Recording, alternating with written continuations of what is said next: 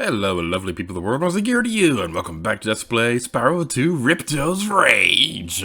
In the previous episode, we finished off the world of Robotico Farms, continuing the trend of Winter Tundra having the best worlds in the game. And in today's episode, we're going to destroy the penguins! Ha ha ha ha ha! No more penguins of Madagascar! That was such a weird TV show. Well, that was a weird movie in general, but I mean, enough about DreamWorks movies and things like that, because we're going to be going down this hallway and talking to this guy. The value of orbs, Spyro. This touchy gate should work perfectly with the help of your impressive orb collection. Metropolis. Oh yeah. Now, the level name is a little bit generic, but oh my goodness. Yeah. I'm looking forward to this one.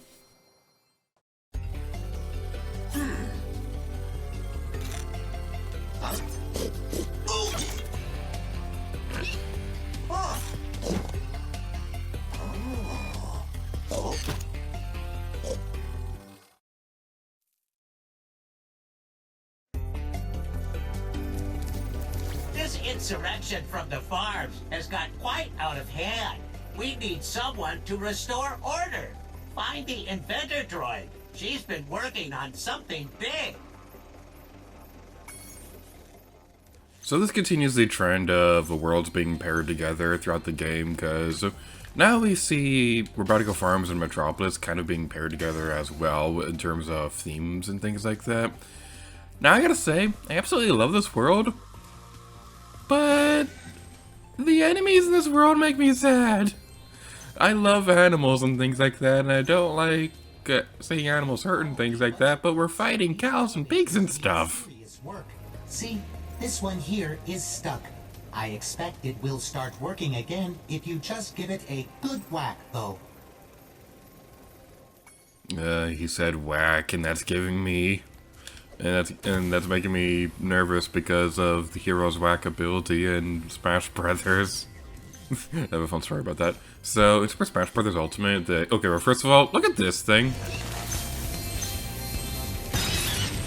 It's not the saddest thing ever! The pig has a rocket strapped to its back and it squeals when it dies. It's so morbid, I don't like it! But anyway, this one right here, this one's pretty interesting because it has a metal shield, so you'd think you could charge it, but if you try doing that, then you're just going to bounce off it and things like that. So what we want to do for these enemies is you're going to want to wait until they pull out their blaster, and then you can attack them. So yeah, that one actually requires a little bit of patience, which means they suck, because I have no patience. The thing about the hero in Smash is that when they first came out, they had so many one-hit KO moves, and they still do to a certain degree. It's just that they're not less common. But I remember the first day that Hero came out, I was playing online, and pretty much everybody was playing as Hero, and it seemed like every single match I got KO'd by one of the instant KO moves, and it was getting really frustrating. So I was like, okay, you know what? I will play as Hero, and I'll see how well I can do. That pig barely had a chance to move.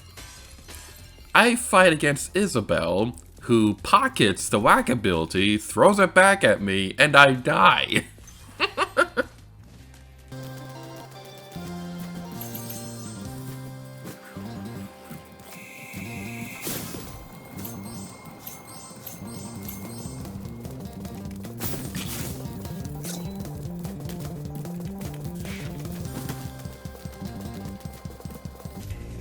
As you can see, a vicious ox has taken over our armory, and here we thought that freezing the walkway would keep animals out.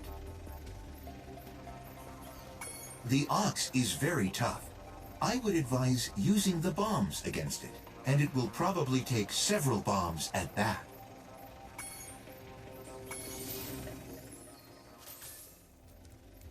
Alrighty then, take two. Continuing my trend of not being a big fan of the enemies in this world, I gotta say, this one is, like, the one that speaks to me the most, because I was born in 1997, which was the year of the ox, and we're fighting an ox right now, and I don't know, this is offensive. My favorite strategy with this is to go straight towards the ox and then breathe fire to get rid of the bomb. Now, the death perception can make it a little bit hard to do, but honestly, this is a pretty fun one. Now, like I said, I'm not a big fan of the fact that we're fighting an ox because I was born the year of the ox, but this is still a pretty fun minigame that I really like. Eventually, you'll be able to get it. It just takes a lot of patience, so just keep trying. Excellent work, Dragon. We can now defend our city properly. Take this visually pleasing reward. I gotta say, I love these robots. The voice filter in general is just really cool, but I just absolutely love their design. And I don't know if this was intentional or not, but they totally look like Clank from Ratchet and Clank. I never played that game, but I know Green Grippers Gaming loves those games, so if you're watching this, hi Green Grippers Gaming. So let's lower down the elevator. I like the detail that you have to use the ground pound ability, but they explain in lore that they have so many budget cuts that they won't work unless they smack them. Did the elevators work like that in Magma Cone? I don't remember that. So let's get some more of these gemstones because they're super shiny and I like shiny.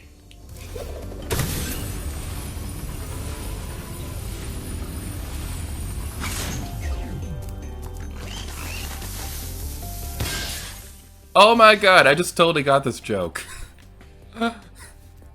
When pigs fly, they have a rocket on them. I just got that.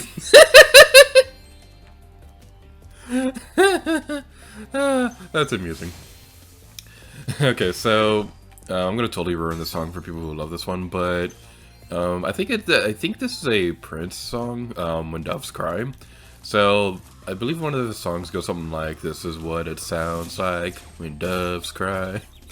So this is like one of those Mandela effect things where I know this is wrong, but this is just the way that I've always heard it. Whenever I listen to that song, I always think the lyrics are, "This is what it sounds like when pigs fly." I know that's wrong. I know that's not the correct lyrics, but that's what I always hear. So anyway, we'll destroy you and we'll get rid of the cows. And they'll all be my dinner someday.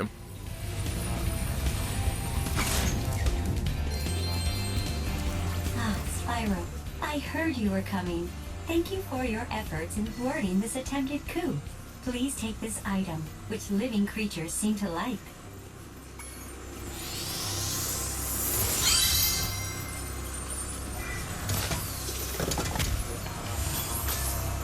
It's a first for Avalar, a combination power-up. Thank goodness you're here to test it out. These invading sheep in their spaceships must be stopped.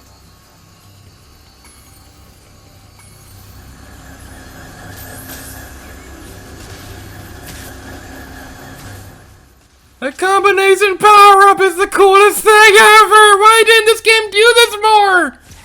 So, we now get to combine the flying infinitely for a limited time thingy with the super flame. Oh, this is so cool! Why didn't this game do this more? This could have been like Kirby 64, which is the best Kirby game ever, and I will defend that opinion to my grave until I change my mind and make it Kirby's Epic Yarn again, because that always happens! Whew, I almost ran out of breath. So, what we want to do is I will be flying around. There are going to be these flying saucer enemies as soon as I can find one again. I can never seem to find this third one. We'll eventually find it at some point. Maybe, sort of, kind of, perhaps. Where is he? Where is that stupid sheep? Where is that stupid sheep? There you are! Finally! Excellent work. You knocked those sheep right out of the sky. Take this orb device as proof of your skill.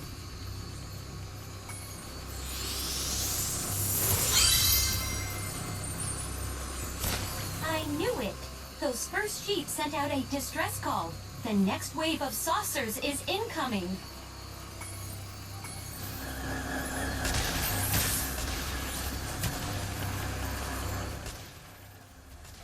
So I gotta say, Of all the NPCs that we've seen across these worlds, not including characters like Laura or anything like that, the inventor droid is probably my favorite because she's just so cute. She has like one of my favorite character designs in the entire game. Like, she definitely looks like she'd blend in with the rest of the robots in this world, which is totally fitting. But her dress is also so cute, and she has a ponytail, which is like my favorite hairstyle on girls. So she's like super adorable. But anyway, now we'll go over this way, and it seems like we'll continue the trend of the previous version of this level, where there's one more flying saucer around, and I can't find it, except I did, so now die! Nice flying, Airman. You've proven the genius of my double power-up invention. Here, keep this to commemorate your victory. I mean, just look at her, she's so cute! I like the detail that her ponytail is also shiny because it's metal. It's such a good detail. But anyway, now we'll be exploring more of this world and getting a bunch of the gemstones in this area. So while we do that, I'm gonna share another story because I'm an old man, that's what I do. So, the cows in this world are making me think of something that happened when I was a teenager.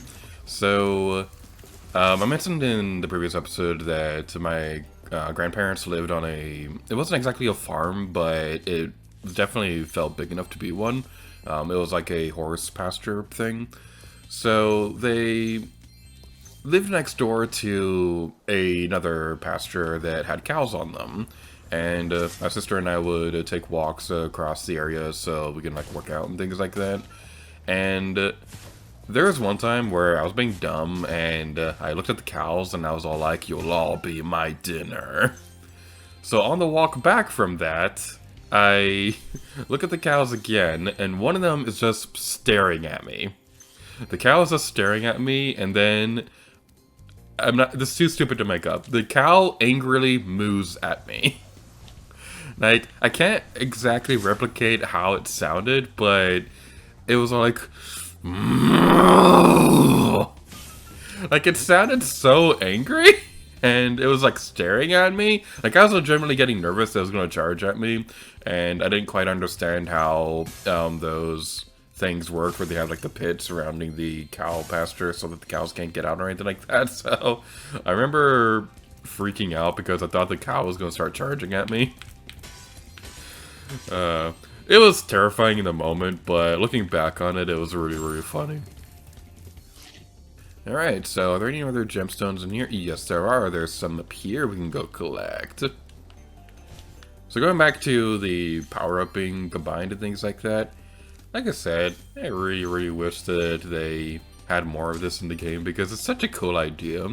And I kind of get the impression that they wanted to do more of these, but I also kind of get the impression that they ran out of development time, because I believe this game came out like a year after the first game, so there was definitely some development crunch within their development timeline and things like that. I'll get more into this probably in the next episode when it becomes a bit more relevant, but the thing about that is that it does seem like they wanted to do more with it. But again, they just didn't have a lot of development time, so this is probably like the only one. I don't know if this deal returns in Spyro 3. I haven't played enough of Year of the Dragon to know off the top of my head. But that's a topic for another day. Probably, sort of, kind of, perhaps, maybe. So we go over here and destroy that. And are these the last of the gemstones? Yes, they are! 100% level completed. Yeah, we're manly people. We're men in tights. We go around the forest looking for fights. We're men in tights. I feel like of all the songs that I sing in these videos, that's probably the one that I sing the most frequently. But anyway, that is not the exit of the level. The exit of the level is over here. Now, I'm going to do something unnecessarily epic that I always love doing. I always love being in this form and then going through the gate.